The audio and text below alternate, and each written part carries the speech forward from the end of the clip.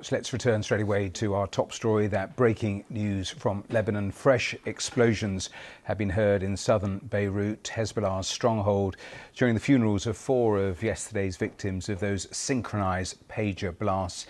3 people have been reported to have been killed by exploding walkie-talkies. That's today's development. So let's bring our security correspondent Frank Gardner in straight away. And Frank, a second day of this. Yeah, yesterday it was pagers, today it's walkie-talkies. So Hezbollah's means of communicating between themselves, from the leadership, from Central Command in southern Beirut, to its fighters in the Bekaa Valley, to its fighters in southern Lebanon, are seriously compromised. Now, we don't know yet what how the walkie-talkies were sabotaged, but what we do know is that thousands have gone off, hundreds have been injured, at least 3 have been killed in eastern Lebanon, in the Bekaa Valley. So it's a second wave of this. Clearly, they were tampered with in advance in the same way, presumably, as the pagers were tampered with. I mean, intelligence-wise, yes, extraordinary, but there is going to be a cost for Israel of this. Already there's mounting criticism that international law may have been broken here. Civilians are being harmed in all of this.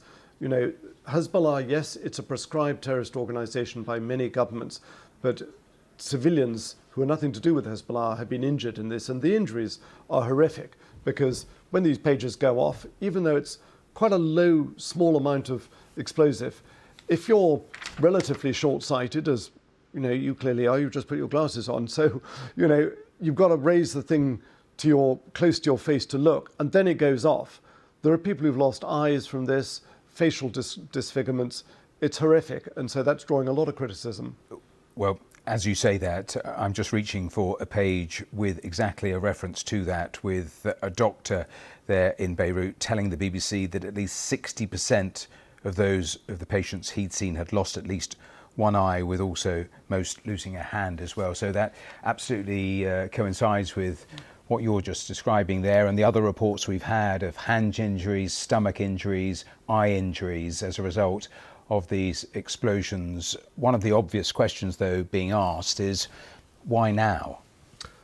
I think the most plausible explanation that I can think of, it's one that's been circulating all day, it hasn't been confirmed or stood up, but I think it's very plausible, is that Hezbollah had discovered that 1 or 2 or some of these devices were compromised, and there was the risk for Israel that, assuming that Israel did this, there's no other credible alternative, that their entire operation was about to be blown.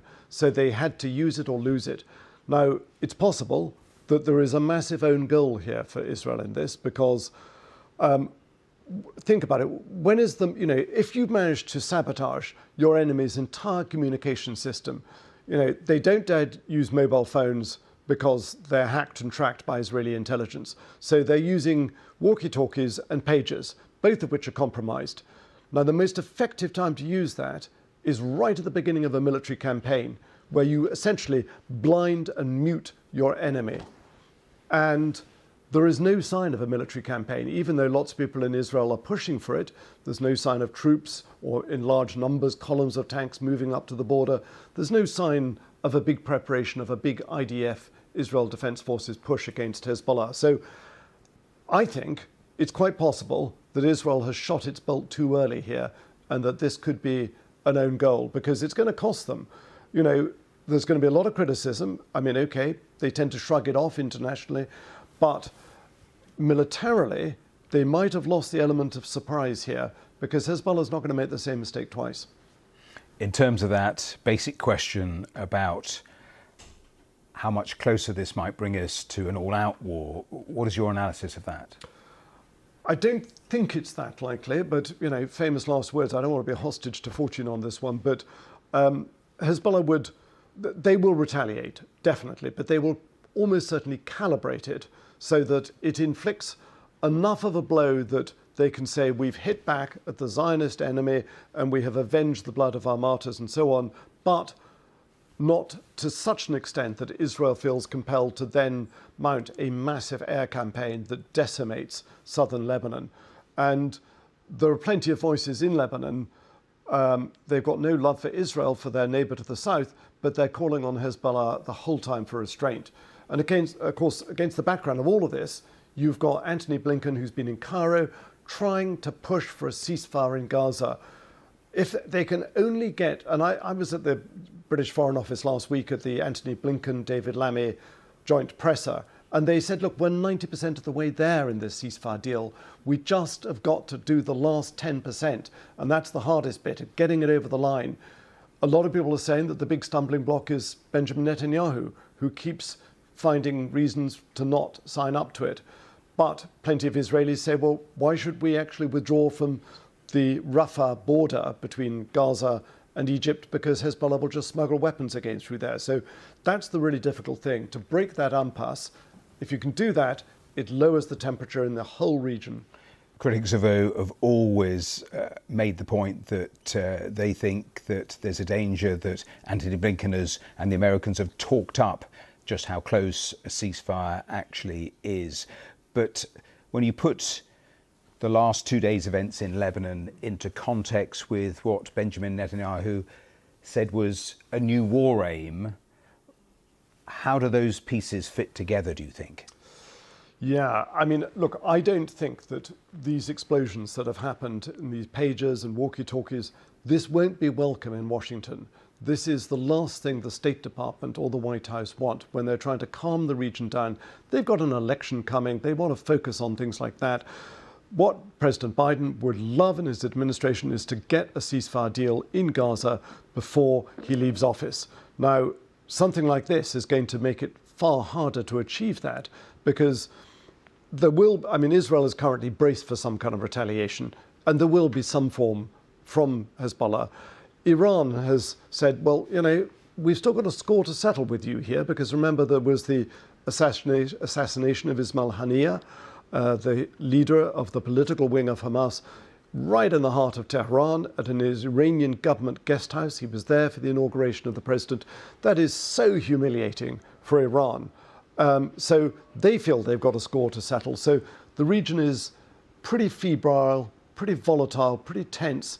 And I don't think there's any desire by either Hezbollah or Israel, or Iran for that matter, to go to a full-scale war. It's damaging for everybody. And you've got the Gulf states who are trying to calm everybody down and try to work a peace deal.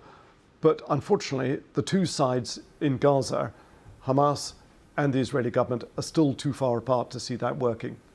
Interesting what you were saying about the Iranian government, because they've just posted on social media, Iran's government spokesperson again condemning what we saw yesterday, what we saw today with these attacks in Lebanon that involve these exploding communication devices. It doesn't extend to any sorts of or threats of rhetoric. So again, perhaps feeding into what you're saying, is despite everything that we have seen, all the different prompters that are pushing perhaps towards the brink, that still the region keeps pulling back at the last moment. Yeah, I think it does. I mean, it pulls back both from full-scale war and from actually sealing a peace deal in Gaza.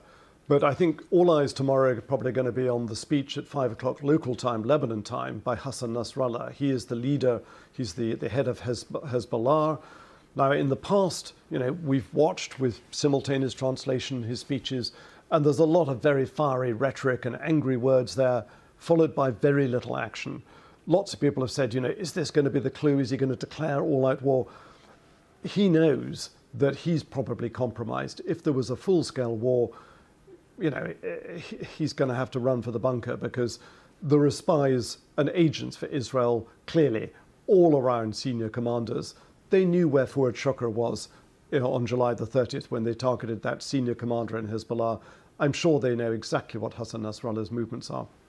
A final thought, Frank, because you talk about the Israeli strategy. One of the things I saw reported was perhaps Israel's desire to force a response from Hezbollah, which gives them the pretext to launch some sort of military attack. But when you hear something like that, it is worth always returning to the facts of this, which is that Hezbollah have a huge arsenal, don't they? They do. And I think for the Israeli government, they're caught between a rock and a hard place on this, because They are under a lot of pressure domestically to deal with the problem on the border, which has displaced over 60,000 of their residents. Israel is not a big country. The whole of the north of Israel is within, the far north of it is within range of Hezbollah's missiles. Well, in fact, the whole country is within range of its longer missiles, but the north is being targeted almost daily, and they can't get back to their homes and farms and businesses. Likewise on the Lebanese side. So the status quo is unacceptable for both Lebanon and Israel. But the Israelis know that if they launch a full-scale war against Hezbollah, they will face a barrage of, Hezbollah have boasted 30,000 rockets and missiles a day, up to that amount, which would overwhelm Israel's air defenses. It's Iron Dome, it's David's Sling, all these are the Arrow, plus all the stuff that the Americans might do to help protect them. They can't protect all of it. So you would see high-rise buildings in Tel Aviv getting hit, left, right, and center. The tech hub of Israel that is so phenomenally successful and lucrative, that would be hit. Homes in Tel Aviv, Jaffa, Haifa, all up that coast would get hit. And so it's a tough decision for Israel's government to decide what to do.